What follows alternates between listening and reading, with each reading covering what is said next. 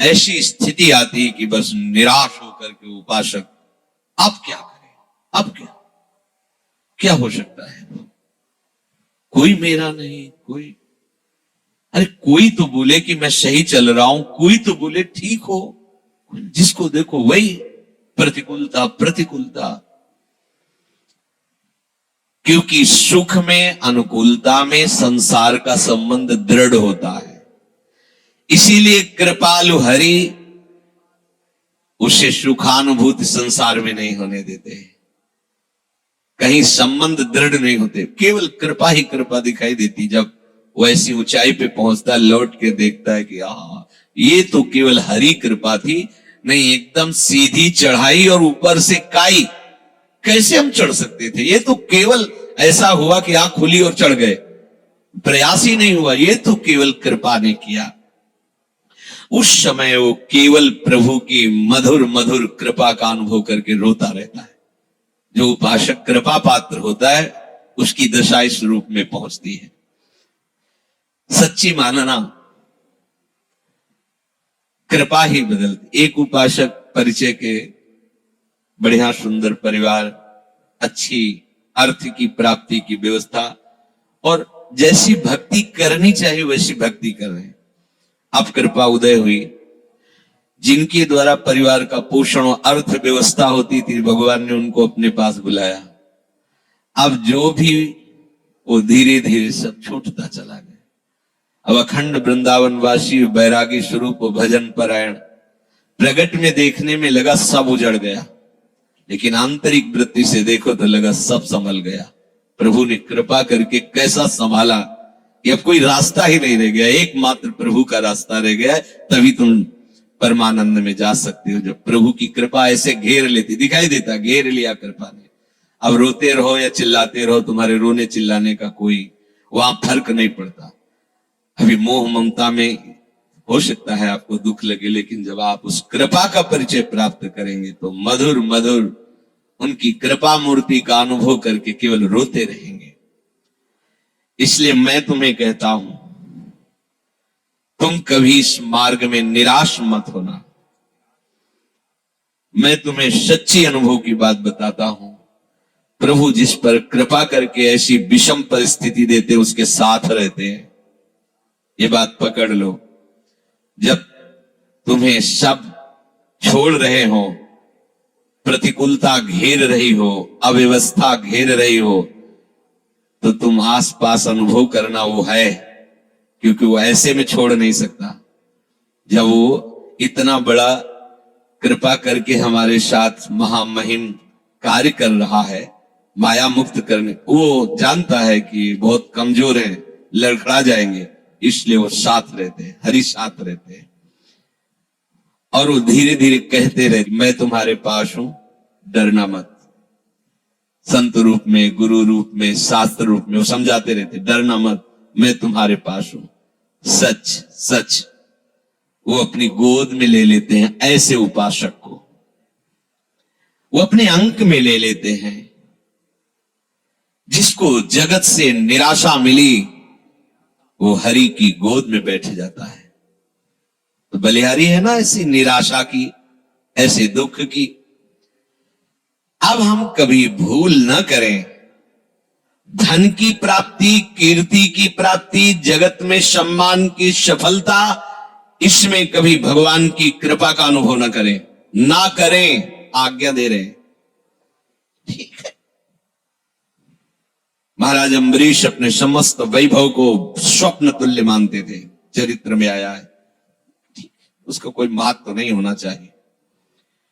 दीनता, दुख, अभाव, निंदा, असम्मान, ये महामधुर मंगलमय भगवान की कृपा हुई है, इसे आदर पूर्वक स्वीकार करो। फिर ध्यान दीजिए, धन, मान, कीर्ति, जगत की प्रत्येक सफलता, अनुकूलता,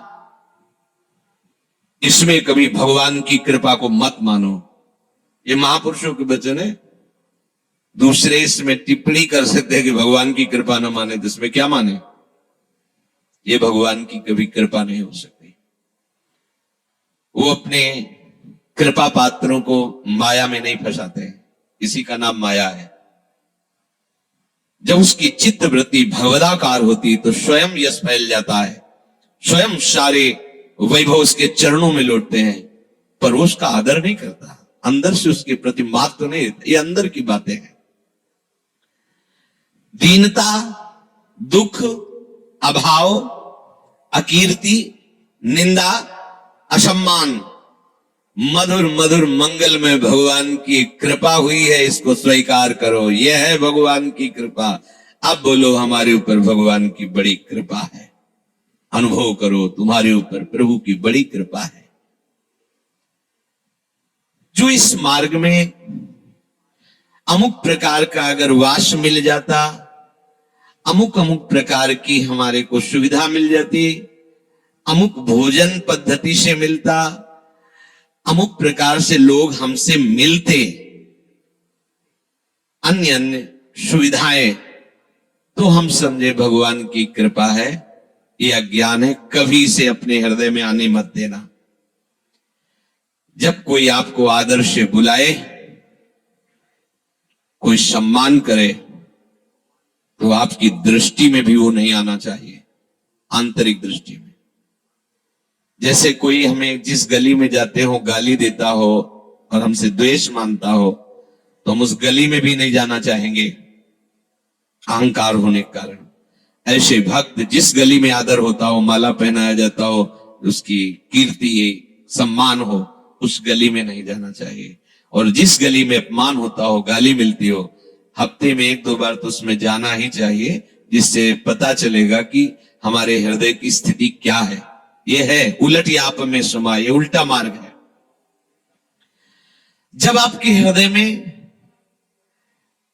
निंदा करने वाले का और प्रशंसा करने वाले का, दोनों के प्रति कोई भगवत भाव की सिवा अन्य भाव ना हो, तो समझ लेना अब कृपा फलीभूत हो गई है, अब हृदय की स्थिति बन गई। श्री स्वामी ओंकारानंद सरस्वती जी नजफगढ़ के, जब उनके पास गए, पहले से ही जन्म से ही उनकी कृपा रही, पूर्व गृह में जाते रहते थे। तो जब संत वेश में गए, नई अवस्था, बहुत हंसे। कहा बेटा हमें पता था ऐसा ही होगा, पर ध्यान रखना साधुता बहुत कठिन बात है। साधु को कुत्ते जैसा स्वभाव बनाना चाहिए। मुझे समझ में नहीं आया साधु स्वभाव और कुत्ते का स्वभाव। महाराज जी मेरी समझ में नहीं आया। बहुत ब्रह्म प्राप्त महापुरुष तेजों में एकांत खंडेर गंगा किनारे रहते, कोई सुविधा नहीं किसी भी तरह को। एक अल्मुनियम का कटोरा जैसे भिक्षुक लोग रखते हैं, ऐसे ही बस रखा रहता, उसी में जो भिक्षा है पा लिया। ऐसे बोले बेटा जैसे कोई साधु को आदर से बुलावे कि आओ भिक्षा ले लो, जब वहां पहुंचे और दबका के भगा दे, वो 4 कदम चले फिर आदर से आओ, तो बोले उसको सोचना भी नहीं चाहिए कि अभी तो दबकाया था फिर बुला क्यों रहा है। ऐसे अगर 10 बार बुलाए तो 10 बार वापस हो जाना चाहिए। जैसे कुत्ता है, आप टुकड़ा डालो और फिर दबका दो, फिर आप पुचकारो फिर आ जाएगा, फिर ऐसा स्वभाव होना चाहिए। और साधु को मन को ऐसे मारना चाहिए। 2 उपदेश उन्होंने उस दिन पहले दिन दिए थे। जैसे बंदर सांप को मारता है, हमने कभी देखा तो था नहीं, तो बेटा वो बड़े भाव में एकदम बच्चों जैसा स्वभाव होता है जो ब्रह्म प्राप्त महापुरुष, बंदर जैसे सांप को ऐसे पकड़ता है, वो खूब हंसते, ऐसे वो एकदम ऐसा लगता हंसी की धारा आ रही, आनंद की धारा, लाल चेहरा हो जाता है। बोले वो उसको लेके से पेड़ में ऐसे ऐसे घसता है उसके मुंह को, फिर कान में लगाता है, अगर थोड़ा भी सू हुआ फिर घसता है, मरने पर भी उस घसता रहता है। बोले ऐसे ही उपासक को अपने मन को मारना चाहिए। जरा भी हलचल मन में समझ में आए फिर नाम भगवत चिंतन, वाणी ब्रह्म चिंतन इतना रगड़ दो कि मन मर जाए, फिर साधु हो जाता है। तो मानापमान की भावना का त्याग भगवत कृपा से ही होता है। जगत में चाहे जितनी प्रतिष्ठा हो ये स्वप्नवत है, कोई महत्व। आंख मूंदी चाहे जो कुछ बने रहे हो, अब तुम्हारे कर्म तुम पे लागू होके कहां ले जाएंगे?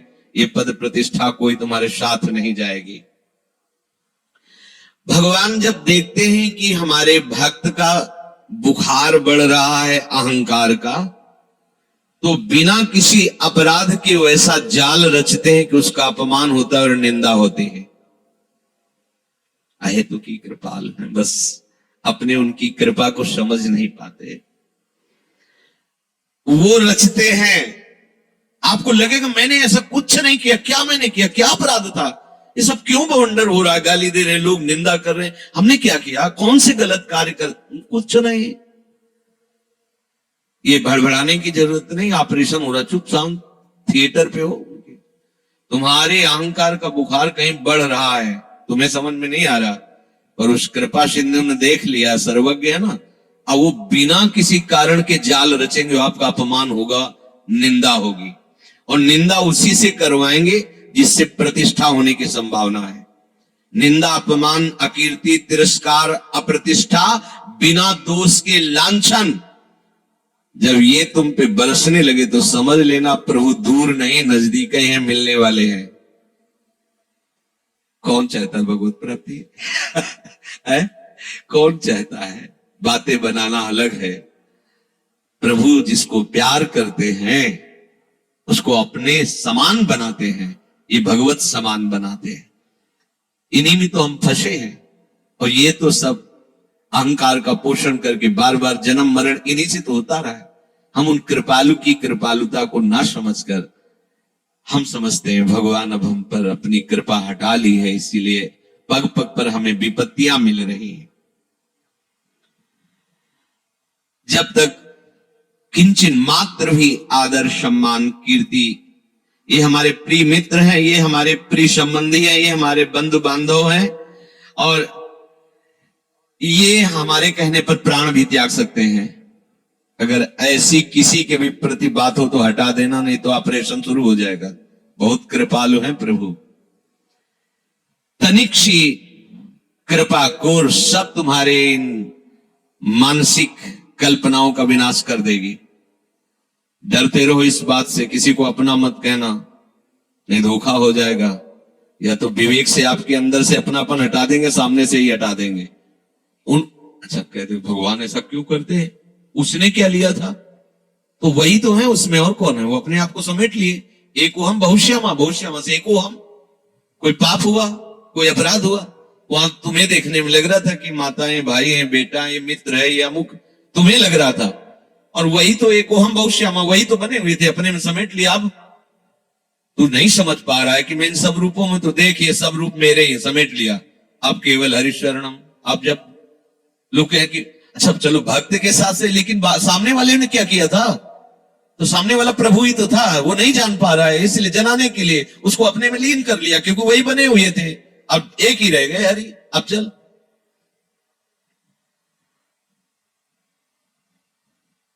अपने हृदय में हमें कोई बुलाए, हमें कोई प्यार करे, हमें कोई सम्मान करे, हमारी प्रशंसा हो, उपासक को ऐसी आशाओं का त्याग कर देना चाहिए।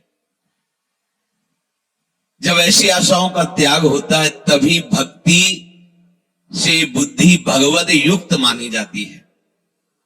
अगर ऐसा नहीं है तो नास्ति बुद्धि रयुक्तस्य, उसकी बुद्धि प्रभु में युक्त नहीं हुई है। चायुक्तस्य भावना, अब जिसकी प्रभु में बुद्धि युक्त नहीं है उसके हृदय में ये भावना ही नहीं आ सकती कि मुझे केवल कर्तव्य कर्म करना है, बस